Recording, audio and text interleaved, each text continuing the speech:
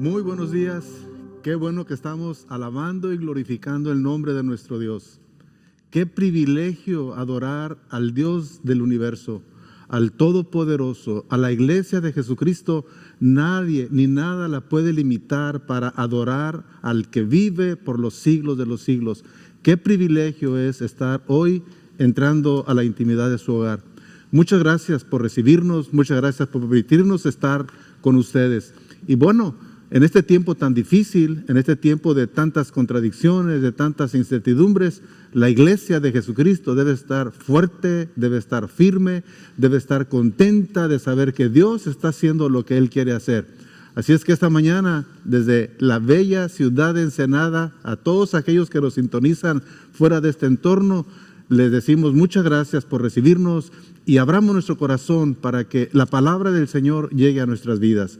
Un saludo cordial a todos los que hoy, de una manera muy particular, a Rito Venegas, te prometí que te saludaría allá en la capital donde estás ahorita en convaleciente, pero te dije que te saludaría y nos daría mucho gusto saber que vas prosperando. Bien, a cada uno de ustedes que nos sintonizan, el mensaje de Dios para ustedes. Mi tema hoy es el cuerpo de Cristo. ¿Por qué he escogido este tema? Hay mucha ambigüedad. Hay mucha ambigüedad en quién forma y quién es parte de la iglesia del Señor. La gente piensa que por ir a un edificio, por ir a una parte específica, ya es parte de la iglesia. La Biblia es enfática, es clara, y nos vamos a limitar solamente a leer unas escrituras que yo quiero esta mañana revisar juntamente con ustedes. Efesios capítulo 1, versículo 23 nos dice, pues la iglesia es el cuerpo de Cristo, de quien ella recibe su plenitud, ya que Cristo es quien lleva todas las cosas a su plenitud. Escuche bien. La iglesia es el cuerpo de Cristo. El asunto es que muchas personas no saben qué es la iglesia y mi propósito principal hoy es que usted quede bien, pero bien confirmado en la verdad, con una convicción clara de quién es la iglesia. Y también 1 Corintios capítulo 12, versículos 12 al 27 nos dice que el cuerpo humano es una analogía maravillosa para entender lo que la iglesia es. El cuerpo humano, aunque está formado por muchos miembros, es un solo cuerpo, así también Cristo. Y de la misma manera, todos nosotros, judíos o no judíos, esclavos o libres, fuimos bautizados para formar un solo cuerpo por medio de un solo espíritu, y a todos se nos dio a beber de ese mismo espíritu. Un cuerpo no se compone de un solo miembro, dice el apóstol Pablo, sino de muchos. Si el pie dijera, como no soy mano, no soy del cuerpo, no por eso dejaría de ser el cuerpo. Y si la oreja dijera, como no soy ojo, no soy del cuerpo, no por eso dejaría de ser del cuerpo. Si todo el cuerpo fuera ojo, no podríamos oír. Y si todo el cuerpo fuera oído, no podríamos oler. Pero Dios ha puesto cada miembro del cuerpo en el sitio que mejor le pareció. Si todo fuera un solo miembro, no habría cuerpo. Lo cierto es que, aunque son muchos los miembros, el cuerpo solo es uno. El ojo no puede decirle a la mano, no te necesito, ni la cabeza puede decirle a los pies, no los necesito. Al contrario, los miembros del cuerpo que parecen más débiles son los que más se necesitan. Y los miembros del cuerpo que menos estimamos son los que vestimos con más cuidado. Y los miembros que consideramos menos presentables son los que tratamos con más modestia, lo cual no es necesario hacer con los miembros más presentables. Dios arregló el cuerpo de tal manera que los miembros menos estimados reciban más honor, para que no haya desunión en el cuerpo, sino que cada miembro del cuerpo se preocupe por los otros. Si un miembro del cuerpo sufre, todos los demás sufren también. Y si un miembro recibe atención especial, todos los demás comparten su alegría. Pues bien, ustedes son el cuerpo de Cristo y cada uno de ustedes es un miembro con su función particular. Quiero hacer énfasis en este versículo 27. El versículo dice claramente, pues bien, ustedes son el cuerpo de Cristo y cada uno de ustedes es un miembro con su función especial y particular. Amados hermanos, cada creyente es miembro del cuerpo de Cristo. Y cuando hablamos de un creyente, no estamos hablando de aquellas personas que van a una congregación nada más. Hay un requisito, hay algo que tiene que estar en la vida de esa persona, una convicción clara de que un día, en un momento determinado, se arrepintió de sus pecados, creyó el mensaje glorioso de que Dios vino en Cristo Jesús a la tierra para morir por nuestros pecados. Las personas que creen este mensaje y se arrepienten de sus pecados y aceptan a Jesús como el Señor de sus vidas, estas personas forman parte de la iglesia, del cuerpo de Cristo, son templo de Dios. Es por lo tanto muy importante que nos quede bien claro que cada creyente es miembro del cuerpo de Cristo.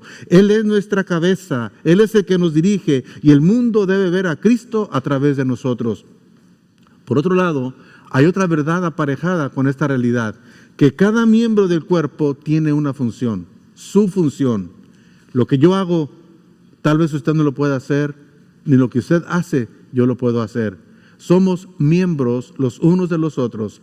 Su capacidad, su función, sus habilidades, todo lo que usted puede hacer, tal vez yo no lo pueda hacer, pero me complemento con usted y usted se complementa conmigo y todos nos complementamos unos con otros. No debemos despreciar ni debemos envidiar a otras personas que tienen diferentes dones o funciones que nosotros tenemos. Entonces, el primer punto a confirmar es que el creyente puede decir lo que realmente es la iglesia. La iglesia no es un edificio material, sino un grupo de creyentes que juntos sirven y adoran a Dios. La iglesia está conformada de muchos grupos, de muchas congregaciones, incluso de muchas denominaciones. Yo creo en las denominaciones cuando éstas cumplen el propósito que Dios les ha dado. Pero cuando una denominación hace a un lado el propósito y sostienen mucho más los principios de tal denominación, es cuando se distorsiona. Pero las denominaciones son buenas. Las denominaciones agradan a Dios siempre y cuando sepan que son miembros del cuerpo de Cristo. Romanos 16, versículo 5 nos dice: saluden igualmente a la iglesia que se reúne en casa de Prisca y Aquila.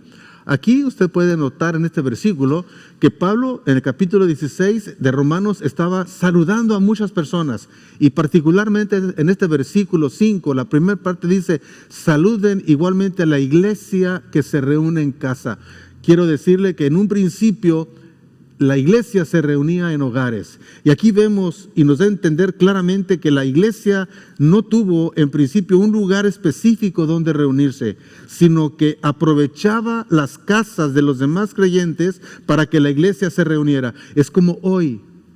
Hoy usted está en su casa, hoy usted está alabando al Señor, usted está conviviendo con su familia, está escuchando la palabra, está haciendo lo que Dios quiere que hagamos en familia.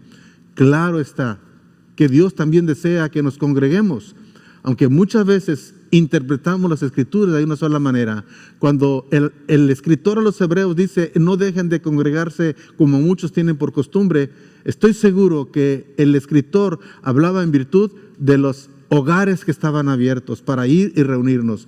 Con el tiempo, por las cantidades, por los números grandes que se empezaron a convertir, hubo necesidad de construir templos y no hay nada de malo en eso. Mientras mantengamos clara la convicción de que la iglesia somos nosotros y no el edificio. Es triste ver pues en la actualidad que el verdadero sentido de lo que es la iglesia está equivocado, porque vemos templos enormes, santuarios, catedrales bellamente adornados, pero carecen de lo más importante, que es la convicción, la verdadera convicción de lo que es el verdadero templo de Dios. La Biblia dice que el creyente es el templo del Espíritu Santo. Desafortunadamente, con mucha frecuencia decimos: vámonos a la iglesia, cuando en realidad la iglesia es la que va y se congrega en X lugar. La iglesia puede estar debajo de un árbol. La iglesia puede estar en una cueva. La iglesia puede estar en cualquier lugar. La iglesia no es el edificio.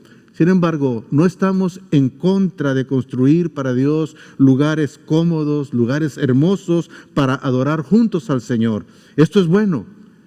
Pero sería maravilloso que juntamente con esto se considerara el verdadero significado de lo que es el cuerpo de Cristo, de lo que es su iglesia, de lo que es su templo. Qué lindo es saber que Dios no habita en templos hechos de manos de hombres. Dios habita y quiere habitar en todos los corazones. Si usted que hoy amablemente nos sintoniza, tiene costumbre de ir con los hermanos a la iglesia, pero usted no ha decidido entregarle su vida a Cristo, no se ha arrepentido de sus pecados, usted es parte de una hermosa comunidad, pero no es parte de la iglesia. Y nosotros anhelamos que usted y todos los que nos escuchan, todos los que entiendan el mensaje, puedan arrepentirse de sus pecados, recibir a Jesucristo como el único Señor y Salvador, y entregarle su vida para que la gobierne y ser parte de este pueblo escogido de Dios, su iglesia, ese pueblo santo, ese pueblo que le alaba, ese pueblo que le sirve, ese pueblo que le adora, ese pueblo que comparte el evangelio donde quiera que va. Leímos en principio en Efesios capítulo 1, versículo 23, que la iglesia es el cuerpo de Cristo. Es la iglesia, no el edificio. Quede bien claro que el cuerpo de Cristo somos nosotros. Y se nos vuelve a confirmar en 1 Corintios 12:27, que nos dice: pues bien, ustedes son el cuerpo de Cristo y cada uno de ustedes es un miembro con su función particular. Por favor, amado hermano, lea bien estos versículos y apropiélos y que se hagan una convicción de quién es usted en Cristo Jesús. Número 1, la iglesia no es un edificio. La iglesia somos nosotros. La conclusión es que la iglesia no es, pues, un edificio. El edificio está muerto, está vacío sin la iglesia. Pero un lugar se dedica, se consagra únicamente para celebrar aquello que honra y glorifica a nuestro Dios. El segundo objetivo de esta plática, aparte de enseñarnos que la iglesia somos nosotros, somos los creyentes, es también que cada uno como creyente debemos tener conciencia de nuestras capacidades con las cuales usted y yo podemos colaborar en y con la iglesia. Y estas cualidades las presente a su liderazgo, a su pastor, y siguiendo consejos y capacitación, los desarrolle en beneficio de la iglesia y sobre todo de un mundo que está hambriento de Dios. Nosotros como iglesia, como cuerpo de Cristo, necesitamos hacer lo que Cristo hizo en la tierra. Lo que Él anduvo haciendo en la tierra es la autoridad y el mandamiento que el Señor le dio a su cuerpo, la iglesia. Y todos juntos, con las dones y con las capacidades que Dios repartió a cada uno, debemos servirnos unos a otros. En Romanos capítulo 12, versículos 4 al 8, nos dice la Sagrada Escritura: porque así como en un solo cuerpo tenemos muchos miembros, y no todos los miembros sirven para lo mismo, así también nosotros, aunque somos muchos, formamos un solo cuerpo en Cristo y estamos unidos unos a otros como miembros de un mismo cuerpo. Dios nos ha dado diferentes dones según lo que Él quiso dar a cada uno. Por lo tanto, si Dios nos ha dado el don de profecía, hablemos según la fe que tenemos. Si nos ha dado el don de servir a otros, sirvámoslos bien. El que haya recibido el don de enseñar, que se dedique a la enseñanza. El que haya recibido el don de animar a otros, que se dedique a animarlos. El que da, hágalo con sencillez. El que ocupa un puesto de responsabilidad, desempeñe su cargo con todo cuidado. El que ayuda a los necesitados, hágalo con alegría.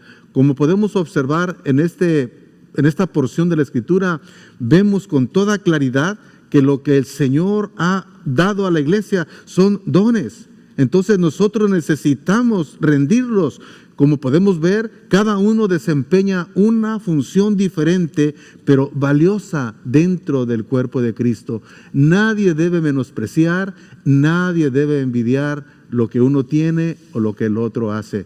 Cada uno ha de ocuparse en hacer aquello que Dios le ha dado según sus dones. En 1 Corintios capítulo 12, versículos 4, 5 y 6, también hay esta verdad preciosa. Dice, hay en la iglesia diferentes dones. Note bien, no dice que en el edificio. Hay en la iglesia, en el cuerpo de Cristo, en la unidad de los creyentes, diferentes dones, pero el que los concede es un mismo espíritu. Hay diferentes maneras de servir, pero todas por encargo de un mismo Señor. Y hay diferentes manifestaciones de poder, pero es un mismo Dios. Con su poder lo hace todo en todos. Notemos bien estas escrituras. Él nos ha dado dones para que en unidad funcionen. Dios determina cómo se debe hacer, no es a nuestra manera, no es la forma de interpretar solamente y hacer lo que yo quiero. Yo tengo la responsabilidad, usted tiene el privilegio y la responsabilidad de hacer examen de conciencia muy personal y con mucha humildad admitir y reconocer todo lo que usted le puede rendir al Señor. Hay veces que somos tan humildes que no nos consideramos suficientes para hacer algo para Dios, pero en esa humildad se esconde algo que a Dios no le agrada. El hecho de no reconocer, no admitir lo que Él nos ha enriquecido para poderlo servir. En 1 de Pedro capítulo 4, versículos 7 al 11, la Escritura nos dice, ya se acerca el fin de todas las cosas. Aquí hago un paréntesis. Ya se acerca el fin de todas las cosas.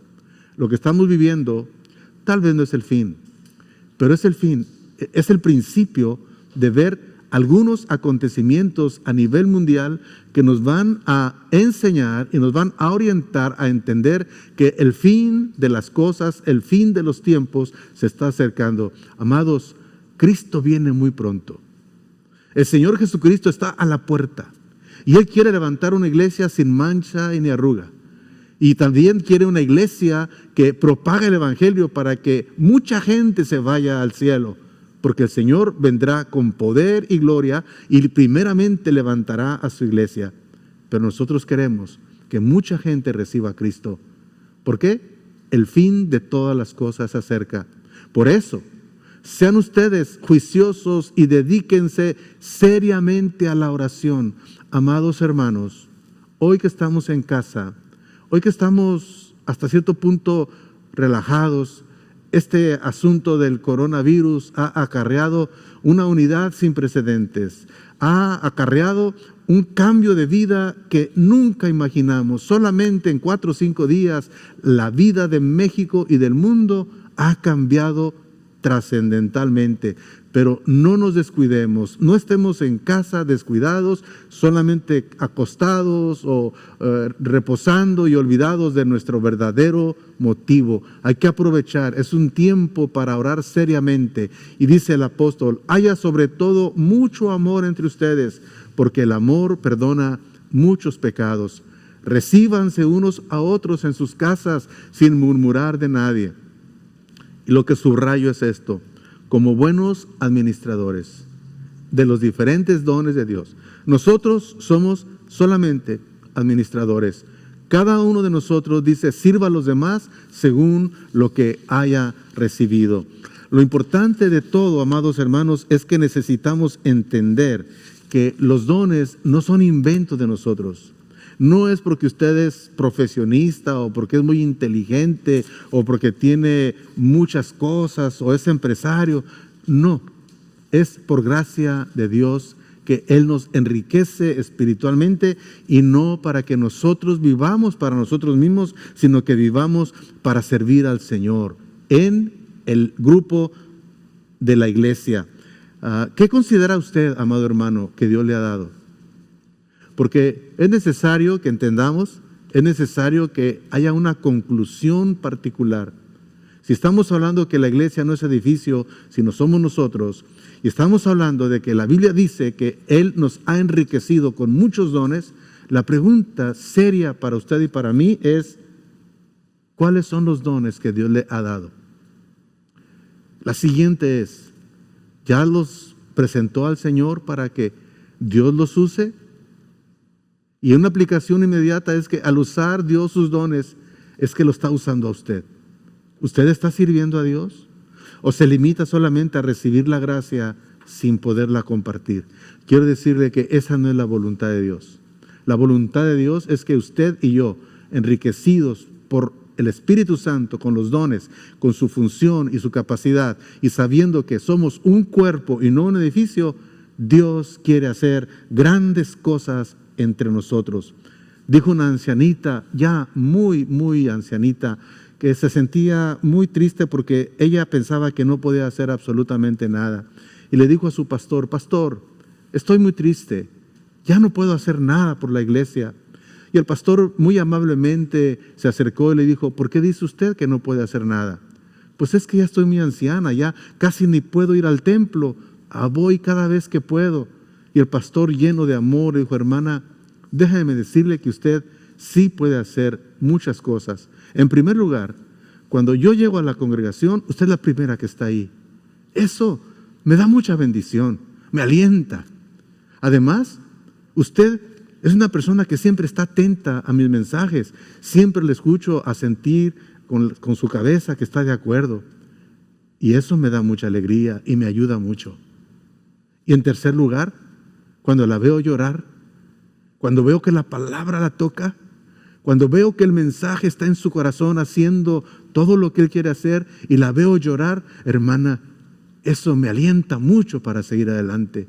Amados hermanos, todo lo que podamos hacer nosotros es muy importante. Hacer lo que uno puede es hacer lo que uno debe. En una ocasión también hubo un incendio real. Y pues como todas las cosas, la gente curiosa se reúne para ver. Además, pues es una novedad cuando hay un incendio. Pero muchas veces se reúnen y a veces hasta de estorbo servimos. Pero entre esa gente había un jovencito que al ver la necesidad, él fue y cogió 1 o 2 recipientes pequeños de agua y fue y lo lanzaba y volvía y otra vez lanzaba. Cuando la multitud empezó a ver a este joven con esa iniciativa, también fueron y agarraron recipientes chiquitos y todos fueron y en un ratito sofocaron el incendio. Este ejemplo sirve para que nosotros entendamos que muchas veces perdemos las oportunidades de hacer el bien, lamentando no tener mayores posibilidades para llevarlo a cabo. Esta verdad puede ser ilustrada por el ejemplo último que le di acerca de ese jovencito que teniendo poco lo hizo, pero motivó a muchos otros para hacer lo que debían hacer.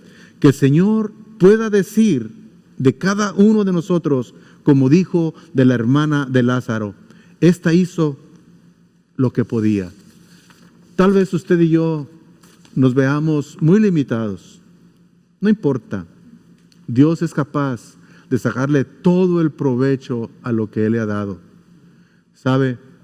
Hoy que hemos aprendido que la iglesia somos usted y yo, si tenemos a Cristo, y hemos aprendido que usted y yo hemos sido enriquecidos, ¿qué es lo que va a hacer usted? ¿Qué decisión va a tomar? Oremos, que nos permita tomar la decisión mejor que podamos. Señor, muchas gracias por revelarnos quiénes somos en Cristo. Esto no es obra de nosotros, no se nos ocurrió a nosotros, es un plan perfecto que tú tenías diseñado desde antes de la fundación del mundo. Te agradecemos, Señor, que nos diste capacidad para creer. Nos diste la habilidad y la bendición de rendirnos a ti, Señor, creyendo que te necesitábamos. Gracias porque nos pudimos arrepentir de nuestros pecados y nos diste vida y ahora esta vida te pertenece. Y no con ello, Señor, te has engrandecido en enriquecernos con dones, habilidades y talentos. Hoy te las queremos rendir a ti, Señor. Úsanos en este tiempo tan difícil donde la gente está desesperada. Que la iglesia podamos entender que no estamos para estar cómodos, sino para compartir tu evangelio glorioso. Gracias, Padre, en el nombre de Cristo Jesús. Dios les bendiga. Ha sido una gran bendición poder entrar a la intimidad de su hogar. Esperen noticias porque queremos seguir estando con ustedes. Buen día.